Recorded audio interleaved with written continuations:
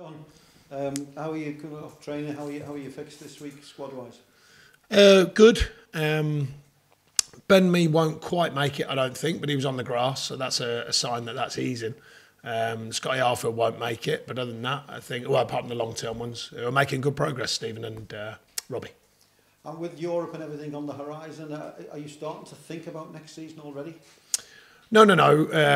Two big games to finish the season. We had a chat with the players about that today, keeping the mental stimulus and, of course, the physical, that's, without question. And really that mental focus take on the next two games too, both tough games for different reasons. And the next one's down at Arsenal, obviously. The way this season's gone, have you learned anything different than maybe your previous seasons here, with fighting at the top of the Premier League now? I don't think it's relevant to the position in the Premier League or our position. I think it's just relevant to every season you learn something, as a manager, the coaches, the the players. I think there's something, it's not always individual things, it's just the way the game works, the way you're operating, of course. The kind of ongoing process that your team is improving and how it's improving, we have to keep an eye on that and understand it so that we can continue to move forward. So I don't think it's any one given thing. I think it's just what comes with experiencing all the challenges, particularly at the top level. Yeah, that's what I mean. Really, the challenge is a different one, isn't it? It's different than maybe you've seen before. Does that throw up different challenges for you? Well, no, I mean, we've seen it last season, so we went through it. I think the difference is we've delivered a better season. And I've mentioned many times recently, the players are maturing. We're understanding, the Premier League better, of course, the staff as well. But the players are maturing. I think we've adapted as a squad to what the challenge is. And we've improved the squad from the season. We lost, some really good players, but I think the players that come in have really made a mark on the team this season. And yourself as well, a lot of speculation right through the season with yourself. How have you coped with that? And, I guess there's a strength there. I think I've coped with it over the years because I know the focus, and the focus remains on what we're doing here. The outside noise about it, although positive in this case, I've had a time, when it wasn't so positive. I think you get on with your job, and I think that's important.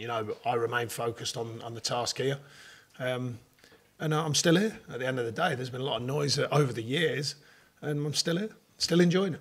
And I guess with Europe on the horizon as well, it's another place to go to, isn't it, with this club? It literally is another place to go to, possibly. No, I mean, it's, breaking new ground here has become a theme of the different successes that we've had over the last few years. Different historic markers, but they come with the good work that the players have done. And the players deserve an enormous amount of credit. I mean, not there yet, but, everyone knows the goal swing, etc., etc. And players deserve a fantastic amount of credit for this season. And every other season I've been here, there hasn't been a season really when I haven't taken pride in what the players have attempted to do. Even the season when it didn't work out for us, they gave their lot. They wanted to try and make it work for us, and it just didn't happen. Whereas this season, we've had a marvellous season. But I think the players deserve enormous credit for the performances, for the kind of mental stability they've shown through a tough spell, especially after Christmas, to then get on the back of that and get 5 wins and put ourselves back in the position we're in. Fantastic credit to all of them, the squad, not just the 11 that I pick. And then Sunday, a big emotional game, I guess, for Arsene Wenger down there. Are you ready for that? I bet he's absolutely delighted his last game's against us. I bet that was written in the fairy tale that is the Arsene Wenger story. But no, he's a legend of the game without a shadow of a doubt. And whatever happens on Sunday, I'm sure there'll be some special moments for him, and rightly so. It was a shame last night that couldn't, possibly add to the finish of the fairy tale that is, because I think it's not literally a fairy tale because there's so much work involved, but I think his stamp on the profession, I think his stamp on football and his stamp on Arsenal have been incredible. And I'm sure he'll get the right response from all the necessary people on Sunday and beyond, of course. There's still another game after that. Yeah, and you were a player for most of his career, as well as... I couldn't believe he didn't sign me. Couldn't believe it. Having looked at their centre-halves, I could not believe it. The way I played, the way I brought it out from the back. But anyway, that's his loss, not mine. But what does he give to young coaches? What can you take from him? I just think, well, there's many things down the years. I think the biggest thing for me is how to develop a side for the next challenge, because I mentioned a few weeks ago when the news came out that when you look back at his first ever side, it was inherited a different way of playing, a different format, a different style.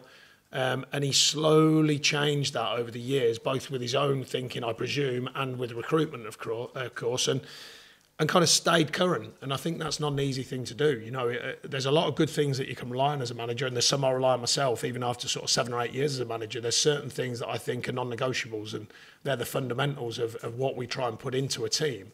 But you've still got to be flexible enough to know when it needs changing and know how to alter it. And to have that many years' success, that's an amazing achievement in itself, without all the rest of it, without all the rest of the job, if you like, because that still is the main part. If you get that bit right, usually the team perform.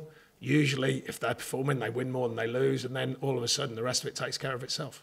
Can you overtake them, do you think, in the next 2 games? Is that on We'll see. It's a very tough ask. I mean, you know, there's been a bit of noise apart from, you know, Arsenal's side of it as a manager, but about the team and is it doing this, is it doing that? There's still a very fine side. I mean, we had it the other week with Chelsea. You know, everyone was saying, are they this, are they that? When they turn up as they did against us, they're a top side. So we've got to realise that. But as we've shown many times this season, we take on the challenge against whoever we're playing. So that's what we look to do.